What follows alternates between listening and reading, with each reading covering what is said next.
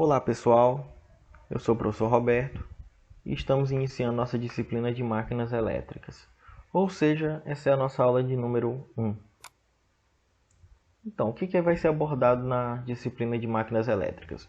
Nós iremos abordar sobre, principalmente, quase exclusivamente, sobre transformadores e motores elétricos.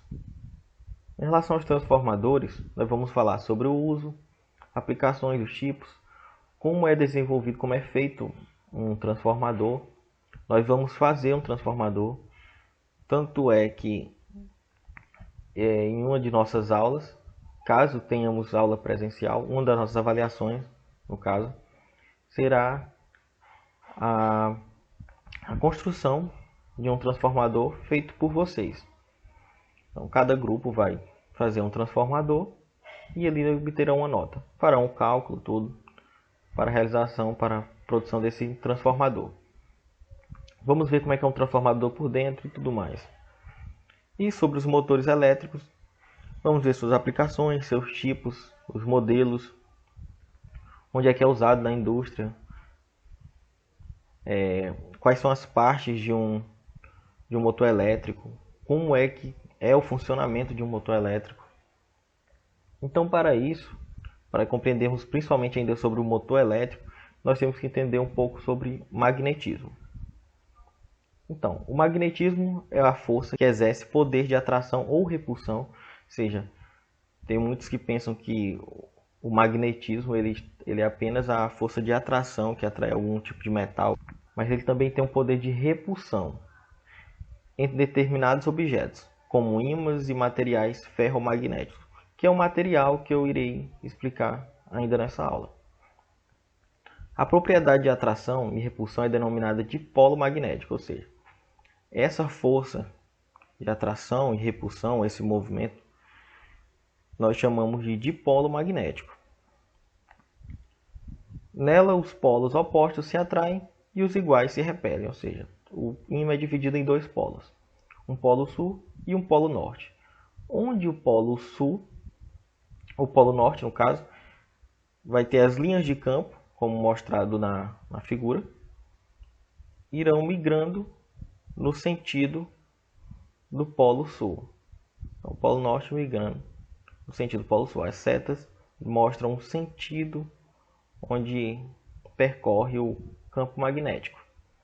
Aqui temos um modelo físico do que acontece. Aqui é algum material magnético, onde temos o ímã com o polo sul e o polo norte, e que mostra o mesmo comportamento descrito nessa figura ao lado, onde o metal, possivelmente, formando as linhas de campo do polo norte ao polo sul. Para termos uma ideia da grandiosidade do magnetismo, a Terra é denominada, pode ser dita como um grande ímã, onde temos também os dois polos, o sul e o norte. Sendo que o sul ele fica no hemisfério norte, na parte norte da Terra, e o norte fica onde seria o sul da Terra. Então temos um polo sul geográfico, que é onde se concentra o polo norte da Terra, ou seja, as linhas de campo vêm daqui para esse outro lado. E aqui temos o polo sul, que é o polo norte geográfico da Terra. E aqui mostrando as linhas de campo. Então a Terra é um grande ímã. O magnetismo ele tem diversas aplicações. Tanto é que todo aparelho elétrico, você tem alguma função eletromagnética, na verdade magnética lá. Então todo aparelho envolve o magnetismo no seu funcionamento. O magnetismo tem inúmeras aplicações tecnológicas. Diversos circuitos elétricos, como os transformadores, fazem uso das propriedades magnéticas dos materiais para funcionarem corretamente. Outra aplicação do magnetismo é no disco rígido do HD. Esse disco aqui ele é formado por vários, eu não sei dizer se milhares ou centenas talvez até mais de milhares, de pequenos ímãs, que vai ser responsável pela memória do HD. No caso, ele faria uma combinação de zeros e uns, ou seja, a relação binária, então, com o polo sul e polo norte. Outra aplicação, já tenho mostrado aqui, são as dos motores elétricos, que nós já falamos, que nós vamos falar até nas outras aulas. A forma como o material se comporta na presença de um campo magnético externo definirá as propriedades magnéticas dos materiais, que podem ser classificados em 3 tipos. Então, cada material ele vai ter um comportamento diferente quando aplicado, quando colocado em um campo magnético externo, ou seja, quando colocado um ímã próximo a ele. Então, ele pode se comportar de 3 maneiras, que são as formas como eles serão definidos, a partir do seu comportamento no campo magnético externo. Primeiro é o diamagnetismo, ou seja, são os materiais diamagnéticos. O outro, paramagnetismo, ou seja, os materiais paramagnéticos. E os materiais ferromagnéticos, que é o ferromagnetismo, que vamos citar os 3 aqui nesse momento. Primeiro, o diamagnetismo. São os materiais que, se colocados na presença de um campo magnético externo, estabelecem em seus átomos um campo magnético em sentido contrário ao que foi submetido. Então aqui temos H, que seria a relação do campo magnético. Como H igual a 0, não temos um campo magnético aplicado sobre este material. Então podemos perceber que não há nenhum efeito magnético presente neste material. Sem aplicação de campo, sem efeito magnético presente. Agora, quando é aplicado um campo, no caso neste sentido da seta, o material ele tende a ter um efeito de repulsão. Ou seja, o sentido do material vai ser oposto ao campo magnético aplicado, tendo assim um efeito de repulsão. Algo que eu também faltou eu falar um pouco antes é que temos também um efeito de repulsão quando colocamos 2 polos iguais para se tocarem. Polo norte com polo norte vai se repelir. Polo sul com polo norte se atraem. Polo sul com polo sul também se repelem. Ou seja, polos iguais vai ter uma repulsão. Polos diferentes vai ter um poder de atração. Neste caso aqui, este material ele independe de polos. Ou seja, se colocar o lado sul do ímã, ele vai ter um poder de repulsão. Se colocar o lado norte, também vai ter um poder de repulsão. Ele não depende do ímã, do polo do ímã, para ter essa característica. Assim que o campo externo é removido, em razão desse comportamento, esse tipo de material não é atraído por ímãs. São exemplos o mercúrio, o ouro, o bismuto, o chumbo, a prata, o cobre, entre outros. Então, acabou o efeito, foi retirado o campo, ele volta a este estado aqui, o estado anterior. Aqui temos um exemplo, onde mostra até que um diamagnético, por ter o poder de repulsão, o material está como praticamente levitando. Caso aqui seria um ímã e aqui uma peça de ouro. E ele tem esse poder de repulsão. Então assim fazendo com que o material levite. Então aqui temos uma estrutura de vidro que tem água dentro e está preso sobre uma estrutura de nylon. E nós vamos aproximar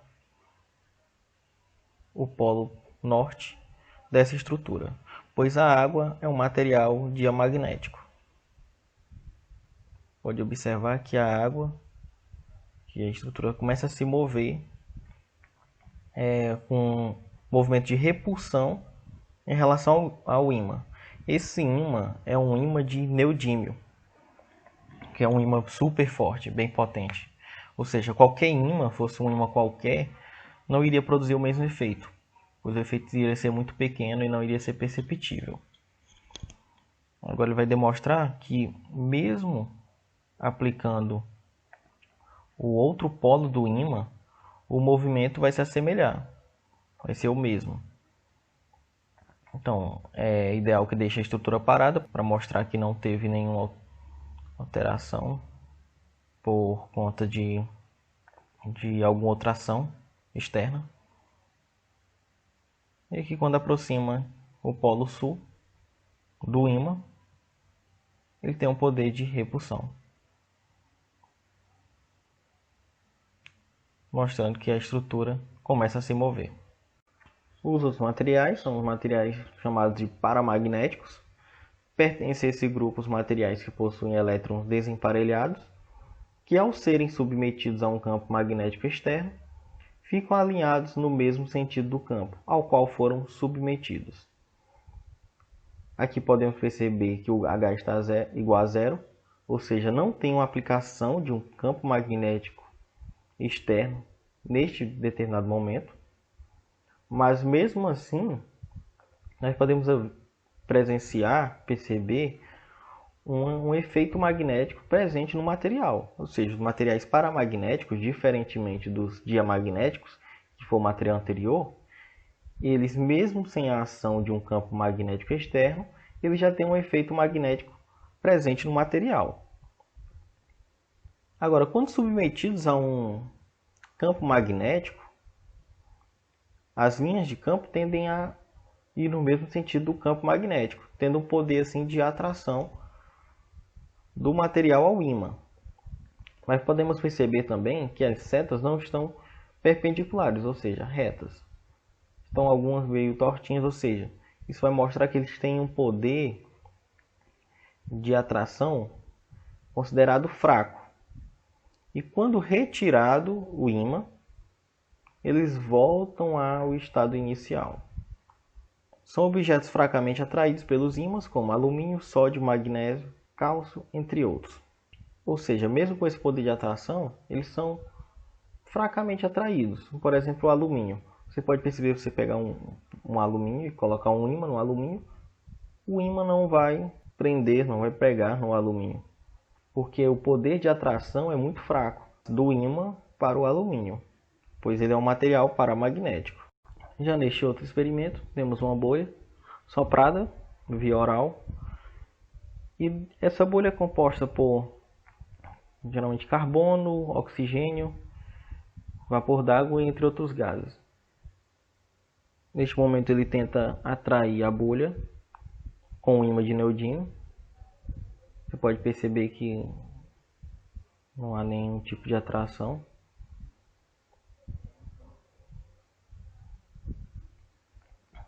Agora ele coloca um maçarico ligado a um tubo de oxigênio para formar uma outra bolha com só oxigênio dentro da bolha. Agora colocou o ímã de neodímio e houve uma atração da bolha. Agora colocou outro polo, mostrando que a atração também continua independentemente dos polos, pois o oxigênio ele é considerado um material paramagnético. E por último, os materiais ferromagnéticos.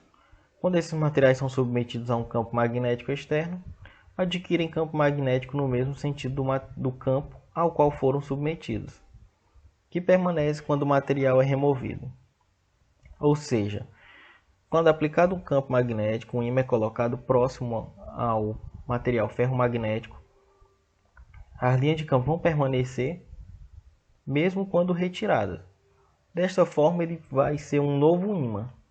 O material ferromagnético vai se comportar como um ímã, atraindo outros materiais ferromagnéticos ou magnéticos, ou paramagnéticos, na verdade.